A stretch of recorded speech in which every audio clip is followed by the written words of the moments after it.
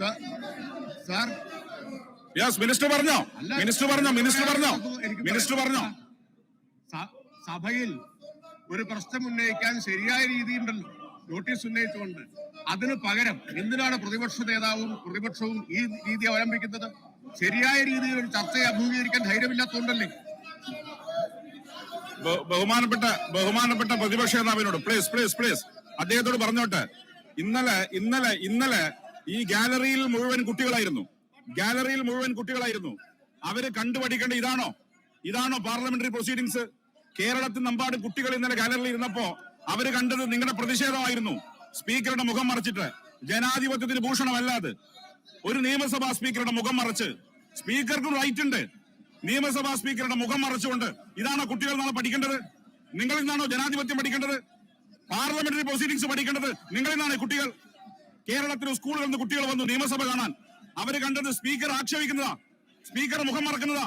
ഇതാണോ പഠിക്കേണ്ടത്? ഇതാണോ ജനാധിപത്യം? നിങ്ങളെല്ലാം ഉത്തരവാദപ്പെട്ട ജനപ്രതിനിധികളാണ്. ഇതാണോ ജനാധിപത്യം? Yes minister, please. Not in the seat. ചോദ്യം number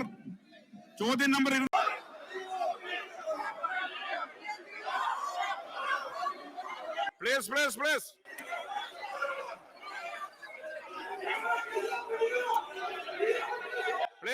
Shri P K Basheer, please.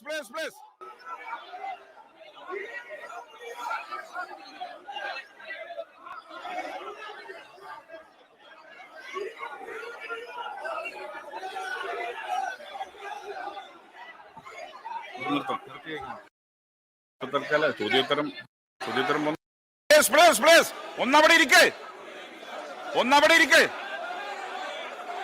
ഒന്നവിടെ ഇരിക്ക്.